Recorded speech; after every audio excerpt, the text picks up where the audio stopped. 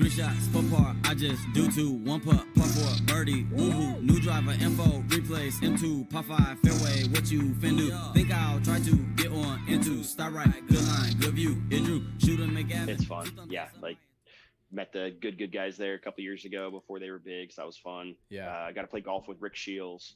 Yeah, just you meet all sorts of cool people, long drive guys. Yeah, a lot of people there. Yeah, we got some long drive buddies, so he's trying to fix their putters too. So it's good that it's good that they're trying to find you, maybe. Yep. So Rick Shields, that's I think you were building that, or you just built it like shortly after we chatted. That's been a little while. Yeah, I made him years, one. right?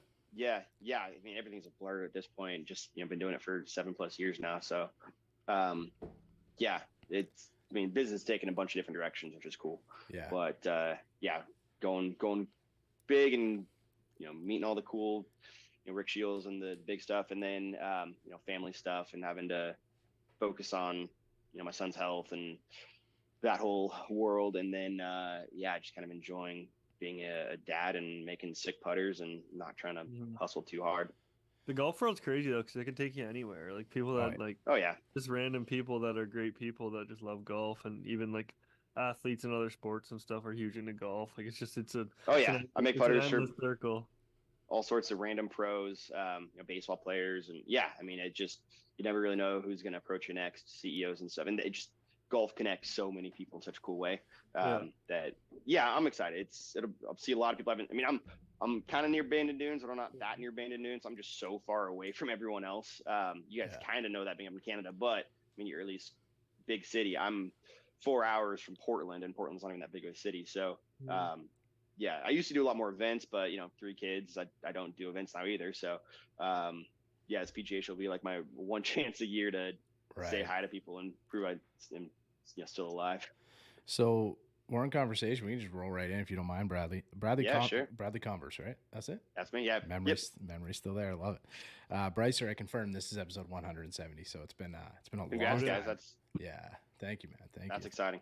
It's been a long time since we've had Bradley on. So, like, golf's just such a cool space. I feel like there's so many like abilities for people to cross over. Like you said, it might be CEOs or something like that, or athletes. Like there's so many, like the YouTube space is huge right now. There's so many like athlete crossovers and stuff like that. So it's really cool. And then seeing like, NBA players playing on like the Good channel and stuff like that. It's sweet, man. And, like the biggest athlete of all time, Jerry, obviously making a hole-in-one at Pebble Beach recently. It's wild. Oh, that was ridiculous. That's it. I mean, we've talked about all sorts of things breaking the internet, but that was everywhere for like a week. It was amazing. Yeah, because I had that conversation. I posted something about how with Tiger splitting up with Nike or whatever it was. Like, did he just win the PIP alone doing that? And somebody brought up that about Jerry, right? We were saying like, that might have been bigger news, or pretty close too. It had to. I mean, you get that big of a 36 hours. Yeah, you get that big of a brand behind something like that. It's hard for it not to blow up, especially by still being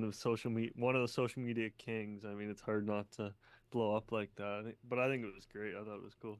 Yeah, it was. It was fun to watch for us. Maybe not as much for him, but couldn't imagine. Like hand just like a mess after that. But Bradley, do you mind kind of taking it back to when we first chatted years ago, kind of giving us like an intro, anybody who hasn't caught that pod?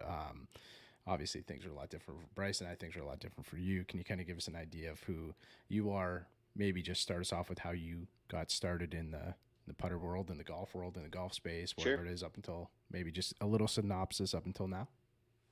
So I've been doing this since 2016 now. So I was engineer first, worked for a military contracting company. So I wasn't military, but I worked for a company that supported military, and designed like ship parts to survive nuclear blasts, and did a lot of R&D stuff. So I got good at like programming and breaking things and figuring out why they broke. And then I used to work out of Virginia a lot, but I'm over here in Oregon, so Southern Oregon, and it just didn't make sense to keep traveling back and forth. So I was Black Friday of 2016. I was at this really nice high-end furniture store and pictured a golf ball dropping on this really cool drum, and that got me the idea of like making wood putters. First ideas were terrible. Like they were so bad, they were not going to work well, but I got the idea on Black Friday. On Saturday, built a website. Sunday, built my initial designs. Monday, figured out those designs weren't going to work. And then Tuesday, had them done. Wednesday, like shafted them up. I went to a pawn shop and bought like old putters and cut off the heads and glued in shafts and stuff. And Thursday, had them on the course. And then 2 months after that, I went to the first PGA show, so the 2017 PGA show, and golf.com said I was one of the coolest products there, which was crazy. And then since then, it's been kind of wood putters to the level I do them didn't exist really before me.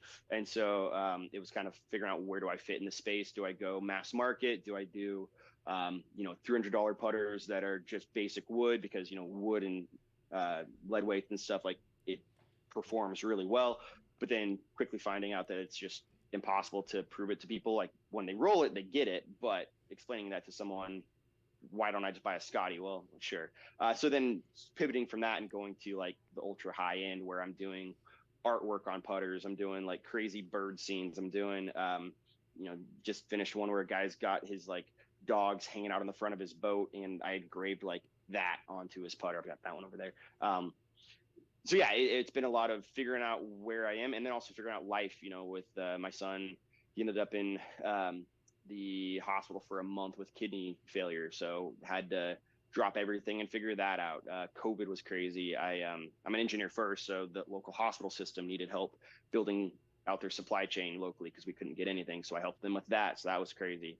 And then a bunch of volunteer stuff too, because I'm a big community guy, so trying to figure out where all that fits within. And then my wife's busy and 3 kids, and so yeah, it's been 7 years of figuring out my lifestyle first, and then fitting the business into that kind of. So that's kind of how I got to where I am now, and heading back to the PGA show, gonna reconnect with some old friends, but and still, making 10-ish putters a month. And they're just crazy special story putters. Did you have any woodworking background before you started doing this, or no? Just a little bit. So I actually have like scars on my legs. My dad used to make these like really high end special boxes that he sold at like Christmas time just for extra cash for us. And so I would like steal his X-Acto knives and stuff, and then I would like drop them on my legs and then go hide because I'm bleeding everywhere and I wasn't supposed to be playing with them. And anyways, so yeah, I whittling and stuff. I love small things, but like when it comes to building houses and stuff, I don't do that. I like the smaller, more intricate, the better. So yeah, and that's exactly what I do now, is just small, intricate, fine details. So we say this all the time, but I'm going to link the page in the show notes below. So it's one of those, like, if you're a golfer and you're kind of looking to get buried in a rabbit hole. I said this to you, Bradley. Yeah, you just got to look. We talked like a couple months ago, and I was like, man, we gotta reconnect. And you said, yeah. And then time flies. You go through Christmas and stuff like that, and then I was just like, the other day, I'm like deep in a rabbit hole of like, I don't know, 5 years deep of looking at putters and stuff like that. So I would encourage you to do the same right now. Go down the show notes, give it a follow if you haven't already. They're pretty incredible. But when you kind of started, I remember, way back when we were talking about it, you were working on different things. You were starting to work in epoxies and stuff like that, the intricacies of different things. So where are you at with like your development of the putters? Like, is there something new that you're starting to work on? Have you like really honed like the woodcraft, working on it? Like a lot of them, pretty much all of them have some kind of epoxy on them in some sense, and you're working in like a piece that somebody's maybe given you. Like, I would love to go through like how that process works, but whereabouts are you with, I guess, the design of the putters right now? Yeah. I mean, the area that is most fun and I can be most creative is doing the artwork on the bottom. So, right. Let me grab one of these real quick, actually. So, so when people want one of my putters, they want something special. They want a story. They want a showstopper that people are gonna like ask questions about, and then when they look at it, it's very art forward. Like, you just notice the beauty of it, but then there's story behind it. And so I had a guy who is from like Long Island area, and used to love bird hunting, but then switch over to more just loves birds just in general. Has his own company, so we wanted to incorporate that logo as like maybe the alignment line. But on the bottom, he wanted to have a bunch of the birds from Long Island that he just, he'd love the chance, like if someone sees this on the bottom of his putter, he could talk about birding and stuff, and they can just connect on that. But it's also just a really cool artistic piece that he can show off. So let me flip this camera around. There it is. All right. So this right here is a Long Island scene where there's like a shack on it. It's got like a bunch of different, like all the birds. You got a great blue heron. You've got like buffalo heads and stuff. That is cormorant. So sweet, man. And so like the sunset has a ton of depth to it. I mean, you almost need a microscope to fully appreciate it. This isn't glossed yet, so it's still it's a little rough, but it's got his logo on the top of it. But yeah, I mean, that is about as like artsy as it gets. I mean, this is the rest of my shop there. So yeah, that's where I'm having the most fun. Like what's crazy is like each area I have to engrave out using my laser engraver, and then I fill each area. Like I use, little vials with UV resin that I had to figure out how to make this, because like what I normally use, they don't add color to it, and they told me that wouldn't work, so I had to figure out how to make it work. And then down to like I have to use diabetes needles to like lay out the acrylic exactly right. So when you can see like how fine that tip is, even that is sometimes too large for what I'm working on. So yeah, that's been crazy. And then I do a lot of like 3D printing and embedding stuff. So like right now I'm working on a putter where a guy wanted like lava, like he wanted to look like it was flowing lava, and then 223 bullets on top of it, and then a katana sword. And so that's where like this one is currently like I'm working on weighting it up and figuring that out. But you got bullets, you got lava, you've got a sword, like, and then I 3D printed the sword, hand painted, just ridiculous showstopper stuff. And then I'm working with the client like every step of the way. They are seeing the pictures, they're fully involved, they know exactly what it's looking like. So it's almost like they're doing it, but on their hands. So it's not put in money and a couple months later out pops a putter. It's like they're following along every step of the way. So yeah, that's been fun. Just to go back to the wood or the painting part of it, you know how when they paint fill like normal putters, they can just slap it on and kind of wipe it off, and it kind of sits in there. Does that work with the wood, or will the wood soak it up? You have to be very precise, correct? Yeah, so it's stabilized wood first, and then depending on the wood, and sometimes I have to like lay a clear acrylic first, and then that'll seep into it, and then do the color. But then I have to get I have fluorescent lights in here that are straight lines, and I use that to get the meniscus on top like just right. Like I can't have it be too concave, too convex, and then I have to sand it down, because then I use an automotive clear coat to gloss it so that it becomes nice and shiny and pop. So like I've got one here that has the gloss on it, and so this one is got a cougar on it, so you can kind of see. That's sweet. Glossy. Cool. But yeah, so this has that gloss on it that just makes the wood absolutely pop. So that's what you're saying about those needles. Sometimes you need something very, very fine to get those minor details, right? Right. And then and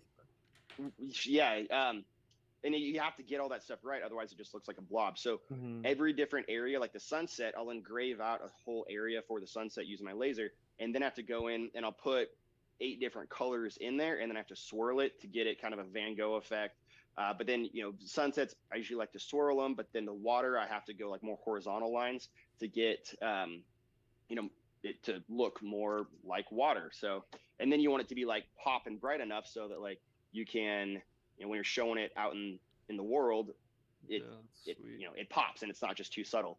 So yeah, I mean, that took me all day. Just even the grass, like I have to lay each color, like I cut out the whole area for the grass, but then I have to like lay a tiny little dot of green, cure it, then a tiny little dot of brown and cure that to add depth, because otherwise it's just flat and boring. So, and it's gone really heavy into the art aspect of it, as opposed to just, there's very few putters that I do that are just wood and acrylic. It's mostly wood acrylic, embed something crazy, and then do a crazy engraving on it. And that's the stuff that it's fun for me. Like it's always, there's very few times that I'm like, oh, I know exactly how I'm going to do that putter when I take the order. It's often like, I know it's going to look sick once it's done, but I don't know how I'm going to do that yet. Yeah. So like art is all about like creation and self-creation and whatnot. Like, did you have a background? Bryce asked a background. Like, did you have a woodworking background? Did you have any background in art at all?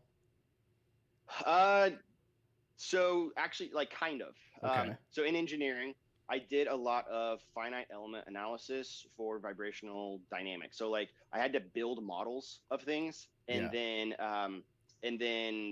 you know you do the analysis on that model that you've built in there. So like a lot of what I was doing isn't necessarily math; it's the art side of it, where you take this shape. How can you model that as efficiently as possible, but still capture all the details of it? So like a lot of that skill for the computer transferred over. And then I'm left-handed, so that part of my brain has just always kind of been there. Yes, I'm not a great artist, but I like painting. I like the other stuff. And then this has just kind of been born out of necessity. Like people just keep asking. My favorite putters are the ones where someone's like, I don't know if this is possible, but could you?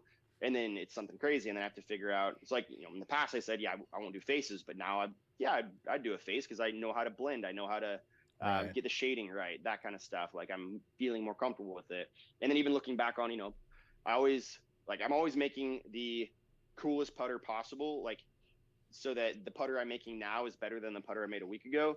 But then it means that like I'll look at a putter I did 2 years ago and be like, oh man, I did it so much better now. But that's like every single putter is that much better. Like it's just always progressing, which is fun. It just makes it like there's some putters I'd love to get another stab at to try something again. Hey, there's episodes too, like way back that Bryson I don't want to listen to either. I'm sure it's the same type of thing, man. There's like an advancement in everything, right? But I guess Bradley, would you consider yourself like a creator? I guess there's got to be an aspect or an element to that within you that's like you said, each putter you're trying to develop further and further along and kind of challenge yourself, I guess, right? So it's rewarding when you see how much the customer or the client likes it, but at the same time, like that's got to be refreshing for you to be able to constantly be creating something better than the last, right? You said you were doing around 10-ish a month. Was that about right?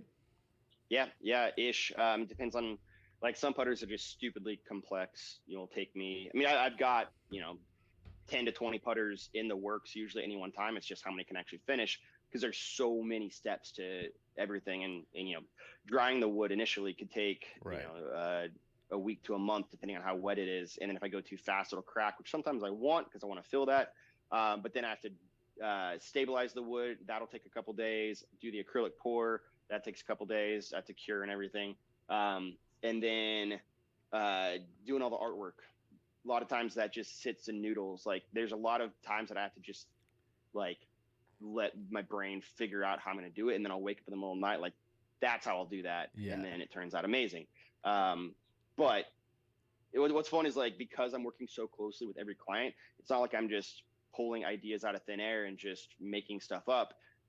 I'm getting to know people about a half-hour phone call each time, and either talking to the person I'm making it for, or very often I'm talking to the person that I am going to be like that's getting a putter as a gift, and so I'm getting to know like the relationship, and then I have to design a putter and come up with ideas that lead to stories that they want to be told. It's always this putter is going to it's going to beg some questions on the course. People are going to see it by now. A lot of them will know it's a Bradley putter, but they'll want to know what's the story behind it. And we start with that. What stories do you want to tell? And then collaboratively, we come up with how do we beg those questions in a sick putter that is going to, look so cool that someone can't help but ask about it.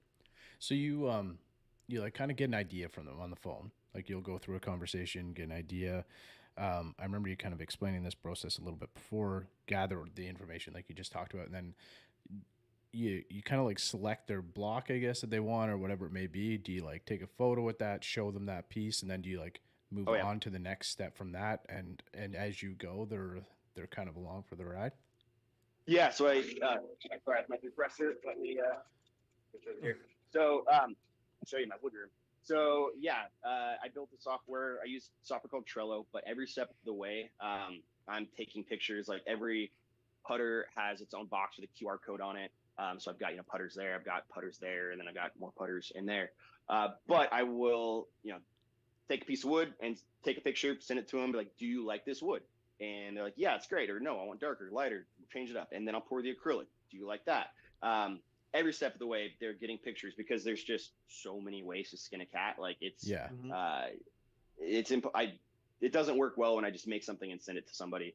I want to give them the chance to see it and provide input, because like it's so much easier to just make a change on the fly. Like right now I'm working on a putter where it's going to be let me flip this around. So I am doing this Porsche putter where the wood's going to be red, can have white, and actually we might be switching out the blue to a black. And then we're doing, like, I'm working on this like coffee cup design, and I'm sending pictures back and forth with the client based on this. But we might switch let's be like that. So we might switch that white to black and just kind of see how that goes. So yeah, I mean, that's real time happening. Like, in the last 20 minutes, I was chatting with those brothers who are getting it for their dad, and making changes to the plan that we had. So what I usually try to do is get like 90% of the way on the phone. But then I tell people it's so, like, I can visualize what the putter's going to look like because I've made thousands of these, but the average person cannot. And so a lot of times they're like, oh, can you do a rendering? Can you do this or that? It's like, not really, but I'll make it for you. And then if you don't like it, we'll tweak it. So it's just show them every step of the way. Do you like it? Yes or no? And then we proceed. And I guarantee that they love it. So like if they get it in hand and they're like, oh, this is awesome, but it's too short and the grip's wrong. Like, I got one right here where it was a gift for a guy, and loves it. It's, sick putter, but it's 2.5 inches too short for him, and he wants a Fatso grip on it. So Fatso grip comes in on Monday, and I will lengthen this, put that grip on, send it out, and done. So, easy enough, but I would much rather have someone send it back to me, make an easy fix, and then they use it, they game it, they tell their friends, rather than just being a paperweight on their desk. Right. Now, obviously, as a creator, you don't necessarily prefer the idea of somebody just saying, this is kind of what I'm into. Like, you go for it. You ever get that? You're more like, I don't want to say closed off, but it just leaves too much. It sounds like you maybe have too much imagination almost too, right? You might do something that they might not be interested in or whatever it is. So that you're trying to keep them along for the ride the whole way. Like, it just seems to work out better. Well, so what I tell them is, because I've done this so many times, I'm really good at coming up with new ideas. And humans in general are not. Like, you're not good at coming up with a new idea, but everybody is really good at making bad ideas better. And so my job on the call is to throw out as many ideas as possible until they get excited about something. And then as I'm making it, because we're, on the phone call, I'm building it in my brain, but a lot of people just can't do that. They're going to see some words and stuff, but they can get excited about it because I'm excited about it and we connect on it. But until they see it, they're not going to know whether they like it or not. So that's why I use that software where as soon as I take a picture, they get a notification on their phone that I did something cool. They hop on, check it out. If they like it, we proceed. If they don't, then I can change it really quick right there. If I go past that step and do some more glue, do some more epoxy, whatever, and then later they decide they want to change it, then undoing stuff is very costly and time consuming. Mm-hmm. But just changing it at the point of doing it, that's super easy. So if they change something after it's already built, it involves like sanding down, stripping paint, or starting over, right? Like it's huge pain in the butt. Yeah, it's kind of set in stone once paint and stuff's on wood, I assume, right? Just about literally, yeah. It's very set. And so again, like, because I'm making people putters that have never existed before, like these aren't just widgets sitting on a shelf, I will tell them, like, even if I make it and you see it and you think you like it, but then you get it in hand, you're like, actually, I hate this. I will recreate, I'll make a new one for you. Like, I don't spend money on advertising. I just take really good care of my clients. So, I mean, that almost never happens. Like, I can count on one hand the number of times that has happened in 7 years, but I would rather do that for someone and maintain my, straight 5-star ratings than screw somebody over for, to save a couple $100.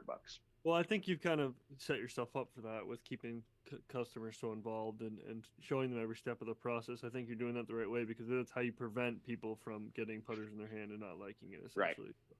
Yeah, I mean, they'll have had every chance possible to see exactly what it's looking like. Sometimes they don't want to be like, they'll see pictures, but they don't want to be super involved. That's totally fine. Like, a lot of people are very trusting of me because I've done this so much.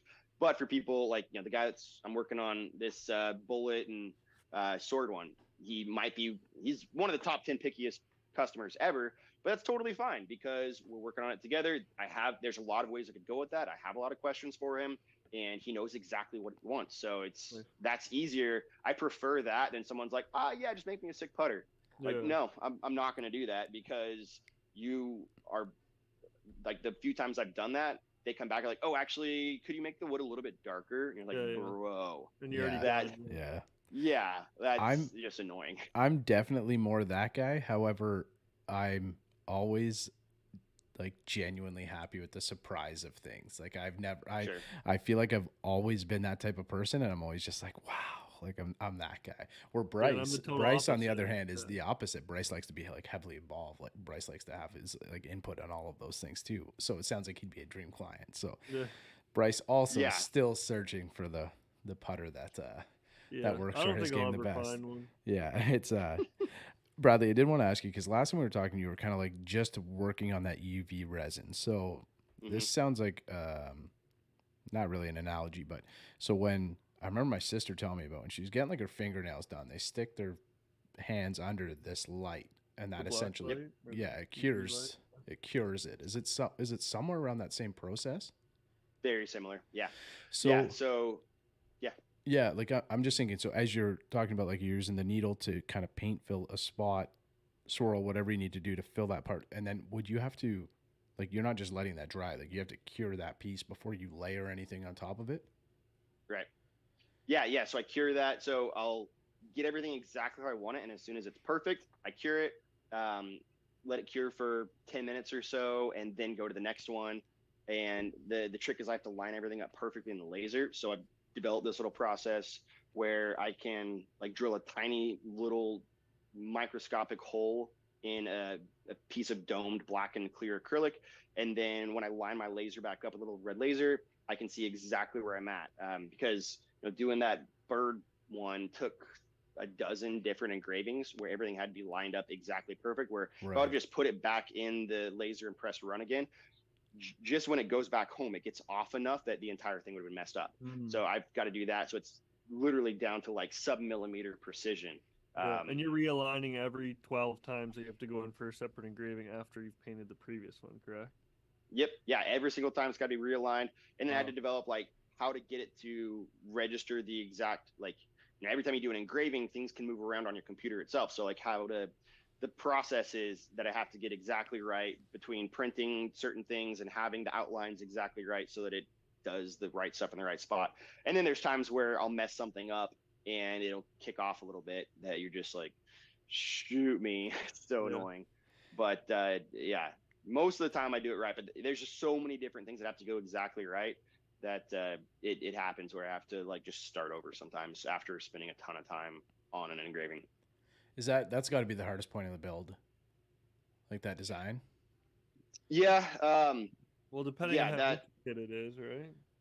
Yeah. Like if we're talking about that one that you just showed us, though, like having to, like that's a piece of art in itself. Like that's a painting on the bottom of a putter, right? Yeah. That's like all the wood and stuff like that would be extremely difficult to fill all of it. But I feel like that could take days. That could take weeks. Like it would. Yeah, it does. Just depending on like, and then all the different steps of, whether sometimes I'll use AI just to build a background, and then I have to find different pieces I want that I'll put on top, and then I have to trace certain things and move stuff around. And, I've got all sorts of art set up to do it all. And then I have to figure out the process, like all the way through before I even start, to make sure that, I got to engrave like back to front to give it the right depth. And then I've got to engrave like big to small. And then I have to make sure that like I can engrave multiple colors at the same time as long as they're not touching. There's a ton of things that have to go right. And, it's not like, as long as I don't mess something up, like I can always engrave again. Just like, oh, that messed up that detail, I'll go back and engrave that later. So a lot of it's just, there's ways to be more efficient that I think of every time. Like I've got, based on that bird one, I've got new ideas for how I'm gonna do the next one. But it's created a toolkit for me to do just about anything. Like whatever, if someone I've done putters for people that have gotten hole-in-ones on like 7 different holes. So I took all those different holes, like I found them on satellite. 2 of them were for a course that didn't even exist anymore. So I had to go back in history on Google Maps to find it. and then took the outlines of those. And then once I had the outlines of all those different holes, I had to figure out a 7 layout course that made sense with water in the right places, that had the right layout, that matched, like that fit. So that one took weeks of just noodling. And it's not like I'm not sitting there 8 hours a day for weeks. It's try this. As soon as I run into a roadblock, I got to try something else. Then I work on some other project until I feel excited enough to go back to that pain project. And but yeah, then once it's done, it's just like, that's freaking awesome, and it's just very excited about how it turns out. But that's incredible. I built up that skill set. My head hurts just thinking about. I love that you just described like laying out or building a par 3, pretty much 7-hole par 3 golf course on a putter. That's pretty all for a putter. Yeah. It was only 7 holes, but 7-hole par 3 golf course on a putter. The right layout for me. Yeah. And you only have so much room on the bottom of a putter head, Yeah. You're not wrong. Like, I mean, it is about, I've got, like, on these ones that I do, it's about 3 inch by 3 inch. So I mean, that crazy scene is like not even close. Like, it's half as big as my head. Yeah. But if you pull out a microscope, like, the birds all have feathers and stuff. Like, it's that's wild. It's incredible. It's detailed. So Bradley, when I give you a call when we're kind of building a putter, obviously it's going to be different depending on what type and intricacies and stuff that you need to do the design, but what would be about the rough turnaround that somebody would be looking at? Depends on a lot of stuff. Safe is like 2 months ish. Right. There's always something happening. Like, the crazy complex ones can be up to like 6. If someone says, I want something as crazy as possible and I don't care how long it takes, then I'll noodle for a while. I'll try something. If that doesn't work, I'll noodle again. Those ones turn out insane. But like, I mean, this one here, he wasn't, the bullet and sword one, he wasn't in a huge rush for it. So this one is about 3 months old, I think, right now. But then other ones, people need something, they've got a birthday coming up at the end of the month. Can you make it happen? And if I don't have trips planned, then I can bust funds and do it. Like, that's the nice thing about only working on about a dozen putters at a time, is most people aren't in a huge rush for it. They just want something really special. They're willing to wait for it, and gives me time to make someone sick. Yeah, you found it. That's the one. Look at this one. This is wild. Hold on. This is wild. That's so cool, Bradley. That's really cool, man, that you can make that. We're like a big, I don't know, we love talking hole-in-ones. I got one a little while ago. Brycer's got one. We've only got one each, but I got one more than me. I got one when I was like 12, but we've talked about a couple, and they've kind of come into existence with people where they've like, we had people message us like the next week and be like, we were talking about a hole-in-one last week and we got one like just today or whatever it is. So hole-in-ones are something special, man, and be able to put that on the bottom of a putter definitely signifies that. But imagine he makes another one and comes back to you and it's like, right? Can we let's put it on the side. Yeah. Maybe we can sand down the side of it and put it on the side or something like that. That's not a bad idea. But you're not working with metal anymore. No, I did. So I had a guy who wanted to be like a partner at one point and wanted to like make a giant golf business and make it something that just the company wasn't.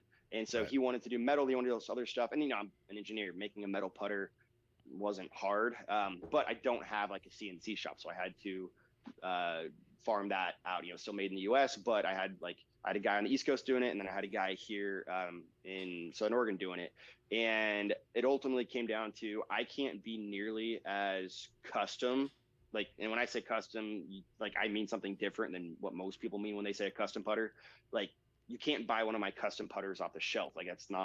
It doesn't have your story in it. People literally put their parents' ashes sometimes in my putters. You can't buy that off the shelf. Whereas, it's a custom Scotty Cameron. Do you work with Scotty on that? No, but it's a custom Scotty. Well, that's not really custom, but if that works for you. So yeah, it's different. I mean, I think most people looking at your page and that are interested understand the difference. They're here for a reason, right? We're here to look at, obviously if you like wood or if you're looking for a custom putter, that's how we found you. I think anyway, right? It just wouldn't be, I don't know, it kind of wouldn't be the same if you were. I also think people realize it's you almost can't achieve that amount of art on a metal putter. Right. No. I think it's almost impossible with weighting and stuff. I don't yeah, know it doesn't, it lacks the warmth. Like the wood, the natural aspect of it is just, it's warmer. Yeah, I mean, I've built a canvas that I can do some crazy stuff with that just doesn't make sense on metal. And what's cool about mine is you take the coolest lamb putter, you take the coolest Scotty, pretty much any metal putter out there, and the average person playing with you will not ask about it. They will not. You could be playing a Circle T, you could be playing anything, and if it's a metal putter, people have no idea. They won't ask. No idea. You pull out the most basic one of my putters, and they're like, oh, "That's different." Yeah, that makes sense. Yeah, I like that. So it's, people looking for my putters are not usually like, "Oh, I just want a wood putter because it performs better." It's like, yeah, mine do. Like, people shoot under par with mine all the time. They're great putters, but they're not. People coming to me usually aren't seeking the performance. They're usually surprised by the performance, and they're not like seeking, "Oh, I just want like a wood putter." It's like, I want a special gift. I want something that's already like artsy. I want something that is going to be a showstopper. I want something that, what do I give to the CEO of Intel? What do I give to Ben Baller as a gift? Like, that's going to make him actually pay attention to it. That's when people reach out to me, and we create a story. We make something that is a like actual showstopper. Look at this. It's a slice of pizza, Bryce. This is so cool. Yeah, I've already. Well, and it's got Legos on the front. So like the face of it has Lego piece, like it looks like Legos, because the guy originally wanted like a Lego design for the whole thing, but it just wasn't gonna work well. Like, I tried it and we didn't like it. But yeah, he owns a pizza shop and he wanted a pizza putter. Like, yeah, let's make you a pizza putter. It was and I had to like 3D print the molds for the all the different veggies and stuff on there, and the pepperoni. Like, I 3D printed molds, and then I used my UV resin and like layered up to make the pepperoni like look like pepperoni. That was nuts. That was a fun one. I feel like I remember you going through the story with that. That was a couple years ago now, but Bryce, can you do a cheesecake? Piece of cheesecake? We gotta get you a piece of cheesecake on there, Bryce. Bryce is like, the guy keeps the Cheesecake Factory in Detroit, Michigan. He keeps it, or wherever you are, he keeps it in business. This guy, so we gotta get you a piece of cheesecake, man. That's sweet stuff. I've done donuts. I've done a lot of food ones. The donut ones are fun. I've done like round donut holes. I've done like a donut with a bite out of it. I've done a donut box where it's a bunch of miniature donuts in there. So like a dozen, where it's like you've got maple bars and round ones, and like, hand painted, just like, a centimeter across, but it's a round donut. It's like every time I post something, to like, "Oh, could you do, like, now that I've seen donuts, could you do this?"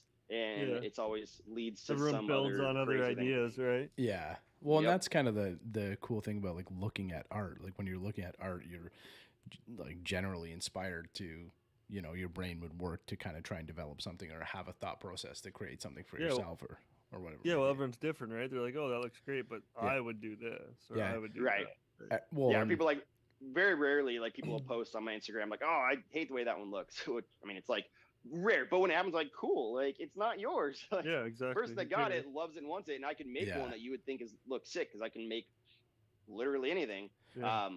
But yeah, there's too many possibilities for me to like, make, "Oh, this is a certain line of putters." Like, you can just go on the website and buy that one. Like, there's too many possibilities, and I have too much fun building, like, solving the problem of building a specific one for a specific person, that like having stock that someone might like just doesn't make sense. It doesn't work for how unique these can be. Yeah.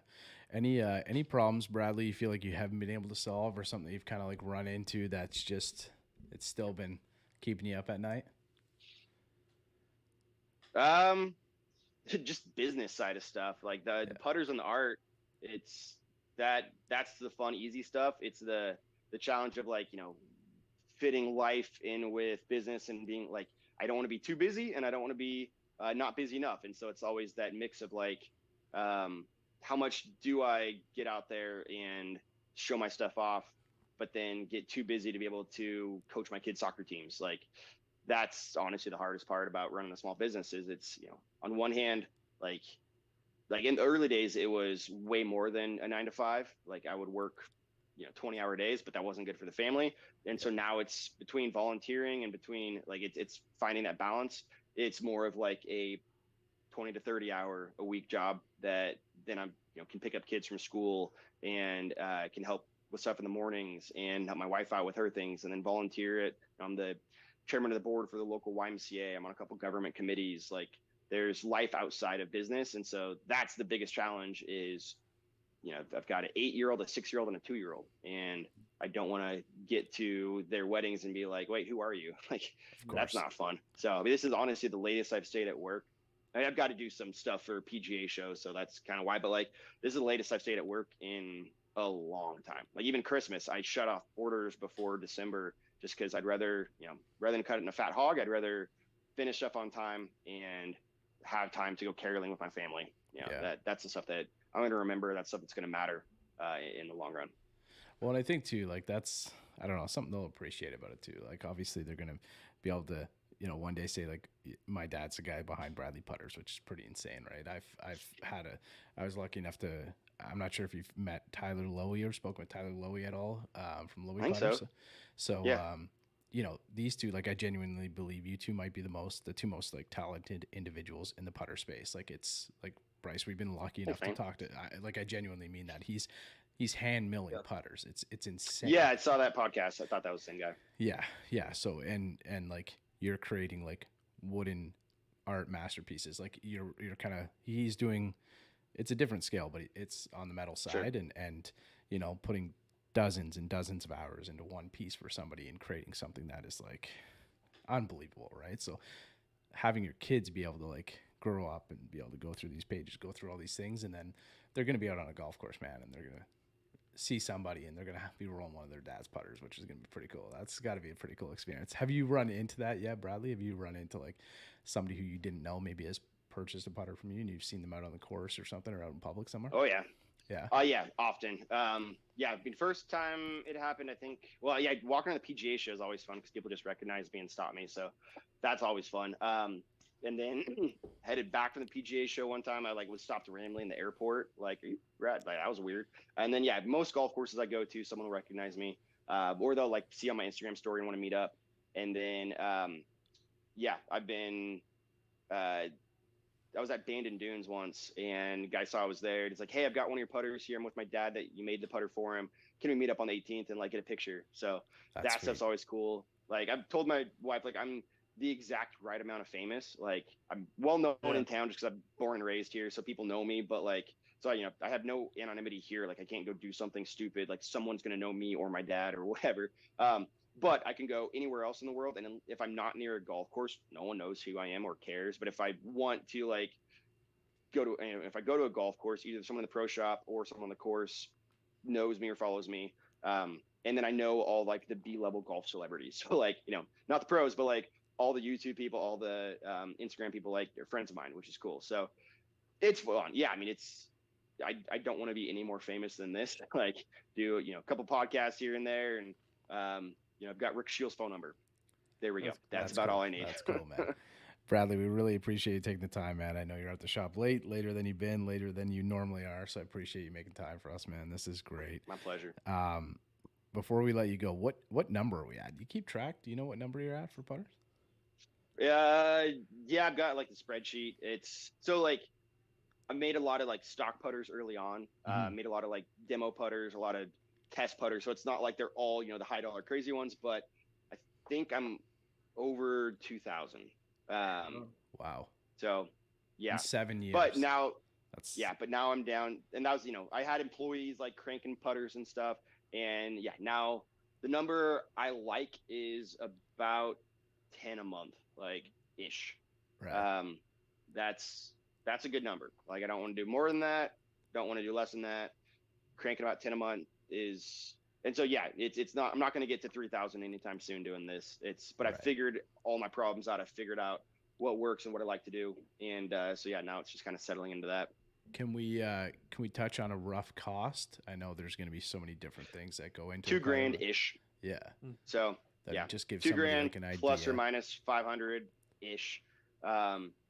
Yeah, I mean, my putters are like, if you're a baller on a budget, there's putters out there for you. But if you want something really special that is kind of, you know, I have people that collect mine, but most people it's, you know, that once in a lifetime purchase. Like, hey, my dad's turning 70, you want to get him something crazy. Hey, this person's retiring. They've been working for, you know, 30 years at this one place. Want to get them something special.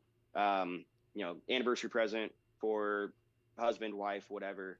This isn't just like, oh yeah, I think I want a new putter. I guess I go to Bradley. It's like, no, this is something special. Like, don't just get one for getting one. Like, let's do something epic. Well, and I think too, like Bryce and I both picked up on that throughout the chat. Like, you want that as well. Like, you want that story. You want to be able to build that story for somebody too. That's kind of what kind of keeps you going for 2,000, 3,000, wherever we're at, right? That's Bradley. That's incredible, man. Do you still have the sim in the shop? I do. I've got a guy. It's one of my buddies. I've built a sweet man cave, and it's epic. He liked it so much, but he's also a real private dude. He's like, hey, can I just rent that whole space out and just like have it be for myself? I'm like, sure, cover my rent and it's yours. So it's still there. I've got it, but yeah, he covers my rent and he gets to, sole access to do whatever he wants back there. So I can still hop on the sim every now and then, but I'm busy making putters or with family or out golfing at the course anyway. So yeah, it's still there, but it's private now. So works for me. That's great, man. All right. So this face here, if you're watching over on YouTube, if you see him at the PGA show, go talk to him, man. You're like, do it, man. You're one of the most interesting guys in golf. I love this. Such a good chat. I don't know about that. I have a lot of fun, made a lot of cool things, met some cool people, and I like people. So that was my old job. I only worked with government drones, and that wasn't fun. And so now I meet really cool people with really interesting stories. I get to do half-hour phone calls with them, but when I get to meet people in person, that's where it's really fun. So I'm excited for that. I'm going to be carrying my bag. I'll have like half dozen putters or so, just walking around the show, like not doing a booth, not doing any of that. I might like hang out at a couple booths, but for the most part, I'll just be walking around, and people want to stop me and see one, they can do that. That's awesome, man. We're going to link everything down in the show notes below as usual. Go check out the page, give yourself half an hour or so, because you're gonna be deep into it. There's a lot of them too. Yeah, and if you have any questions, yeah, there definitely. You can scroll for a while. It's always impressive, like going back through, like someone's like, "Oh, that one red putter." I'm like, "Oh shoot!" Like, give me a date. Like, yeah, it's just. I used to post a ton. Now I'm posting like a couple times a month. Trying to post a little bit more, but yeah, there's a lot on there. You almost need like a timestamp to go with these. But Bradley, this was great, man. Hopefully Bryce and I can make it out to that PGA show sometime in the near future. We'd love to see you there. Yeah, come and say hello to you, man. Because I mean it, man. You like, no knock on any of the other putter builders. We love them. We love everybody we chat with. But man, yourself and Tyler Lowe, you guys got to be the two most talented individuals in the sport, man. It's cool, man. We're lucky to be able to chat with you guys. It's an honor, man. Really cool putters. Thanks. I appreciate it. Hopefully we can catch up and do it again sometime. We won't keep you so late. Absolutely. Yeah, no, you're good. Congrats on 170, and here's to 170 more. All right, buddy. Thank you so much. He's out in my ball in the course, so I tee up. I lose the ball and I re-up. I miss a fairway, I probably end up in the ocean or maybe the beach. And I'm on a par 5 and I'm finna go reach it. Second was blind, I ain't see it. Feel like it might be an albatross, worst case scenario.